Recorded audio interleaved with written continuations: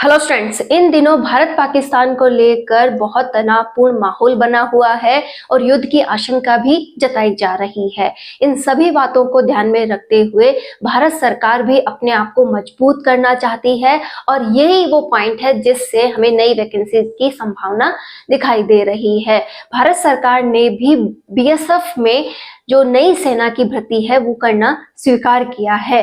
MHA ने इसे मंजूरी दे दी है कि बीएसएफ जो है, जहां पर आपको बॉर्डर सिक्योरिटी फोर्स के रूप में ज्वाइनिंग दी जाती है, वहां वैकेंसीज की संभावना निकल कर आई है। टोटल 16 बटालियन यहां पर बनाने की संभावना जताई जा रही है। अगर हम पर बटालियन बात करें तो 1000 अगर सैनिक उसमें लिए जा रहे हैं, 1000 कैंडिडेट उसमें लिए जा रहे हैं, तो हम आशंका लगा सकते हैं कि 16,000 से लेकर 17,000 तक यहाँ वैकेंसीज देखने को मिल सकती है और इसे मंजूरी भी दी जा चुकी है कि हाँ, इतने लोगों की भर्ती आपको लेनी है।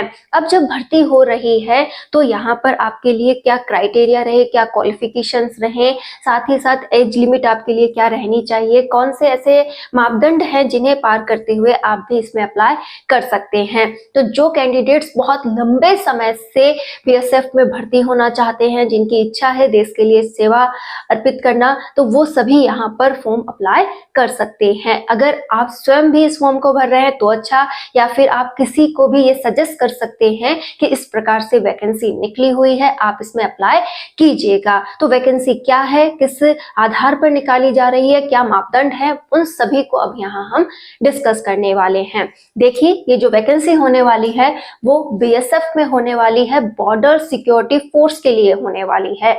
यहाँ पर टोटल 16 बटालियन के बारे में कहा गया है, यानी कि 17,000 प्लस वैकेंसीज यहाँ आपको देखने को मिलने वाली है। तो इतनी बड़ी वैकेंसीज के लिए क्या मापदंड है, हम उन पे बात करते हैं। जैसा कि सबसे पहला मापदंड हमारा यही हो जाता है कि एज क्या रखेंगे भाई। तो एज के लिए अगर हम बात करें तो यहाँ 18 से लेकर 30 वर्ष एज लिमिट रखी गई है। अगर आप ओबीसी से बिलोंग करते हैं, ठीक है, अगर आप ओबीसी से बिलोंग करते हैं तो आपको 3 वर्ष की यहाँ छूट देखने को मिलेगी, और अगर आप SC ST से बिलोंग करते हैं तो आपको 5 वर्ष की छूट देखने को मिलती है। तो एज का क्राइटेरिया आपको समझ आ गया होगा कि अगर आपकी एज 18 से लेकर 30 वर्ष है या फिर आप ओबीसी या SC ST से बिलोंग करते हैं तो छूट को देखते हुए आप भी फॉर्म अप्लाई कर सकते हैं। दूसरा सबसे इंपॉर्टेंट पॉइंट हमें यहाँ देखने को ये मिलता है कि जो क्वालिफिकेशन है वो क्या रहेगी। तो क्वालिफिकेशन की अगर हम बात करें तो अगर आप 10th हैं, 12th है या फिर आप ग्रेजुएट है तो भी आप इस फॉर्म को अप्लाई कर सकते हैं। कि अगर आपने 10th किया है, 12th किया है या फिर आप ग्रेजुएट हैं तो भी आप इस फॉर्म में अप्लाई कर सकते हैं। देखिए, जितनी क्वालिफिकेशन है उसी के आधार पर आप पोस्ट के लिए अप्लाई कर सकते हो। ये हम भी जानते हैं कि 10th लेवल के लिए किस प्रकार की पोस्ट होगी और ग्रेजुएट लेवल के लिए किस प्रकार की पोस्ट होने वाली है। लेकिन ये जो आपकी क्वालिफिकेशन क्राइटेरिया है वो आपको कंप्लीट होना चाहिए।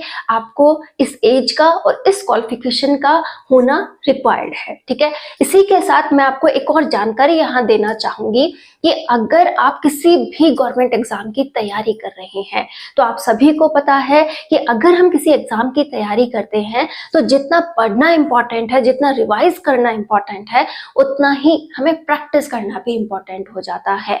और प्रैक्टिस के लिए एक अच्छा प्लेटफॉर्म होना जरूरी हो जाता है। टेक्स्ट बुक एक बहुत अच्छा प्रैक्टिस प्लेटफॉर्म है जिसमें आप बहुत अच्छे से प्रैक्टिस कर सकते हैं। यहाँ पर आपको total 1.5 lakh plus test series देखने को मिल जाती हैं। साथ ही आप 12 लैंग्वेजेस में यहाँ पर अपनी प्रैक्टिस कर सकते हैं। साथ ही 800 प्लस एग्जाम्स की तैयारी है। जो टेक्स्ट बुक पास प्रो है उसके अकॉर्डिंग अगर आप यहाँ पर देखें तो यहाँ आपको 30,000 प्लस टेस्ट सीरीज देखने को मिल जाती हैं। साथ ही बहुत सारे बेनिफिट्स आपको यहाँ देखने को मिलते हैं जैसा कि आपको दिखाई दे रहे हैं।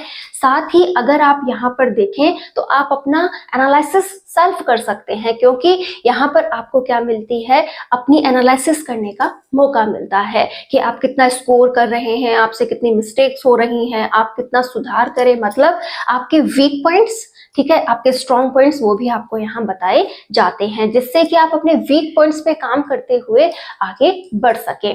इसी के साथ आपको यहाँ पर क्या देखने को मिलता है कि आपकी रैंक कैसी है।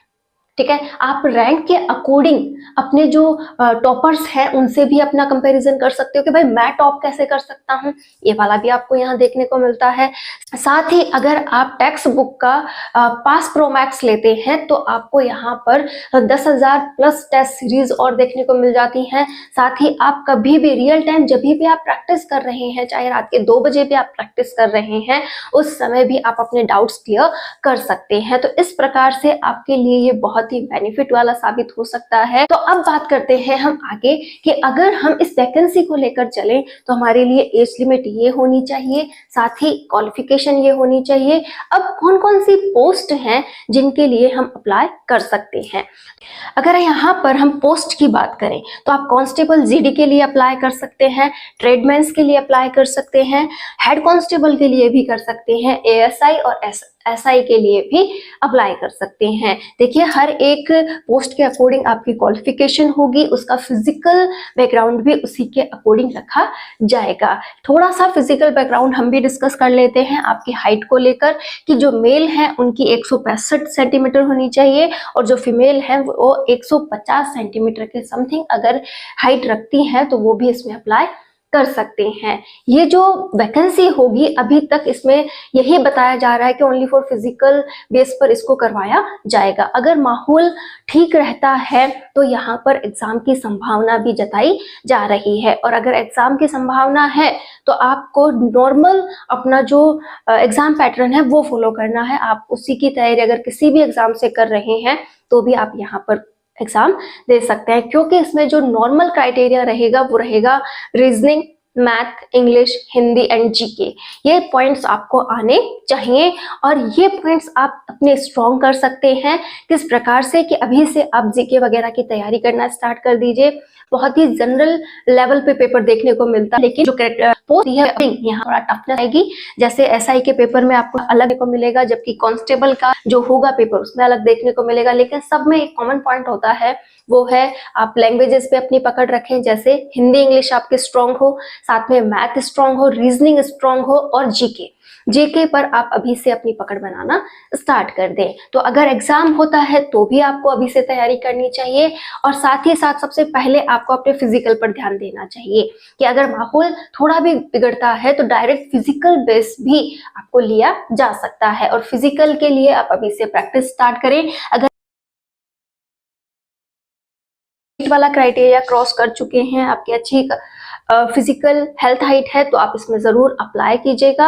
अभी से अपनी फिजिकल वाले पॉइंट पे पहले गौर कीजिए, साथ ही साथ आप अपने एग्जाम की तैयारी भी अभी से स्टार्ट कर दीजिए। जो भी जैसा भी माहौल बैठता है उसी के अनुसार ये भर्ती करवाई जाएगी और जल्द ही इसके फॉर्म वगैरह भी स्टार्ट हो जाए। तो उम्मीद करती हूँ आप सभी इस एग्जाम के लिए तैयार हैं। जैसे ही फॉर्म आउट होते हैं आप प्लीज फॉर्म भरिएगा, अपने लिए भी एक जॉब की तैयारी कर सकते हैं। साथ ही जो भी थर्ड ग्रेड स्टूडेंट्स हैं उनके लिए रीट का रिजल्ट आ गया है, तो प्लीज अपने रीट का रिजल्ट देखिए क्या रहा, उसे भी आप बता सकते हैं। आगे की तैयारी कैसे करनी है उस पर भी हम डिस्कस करेंगे।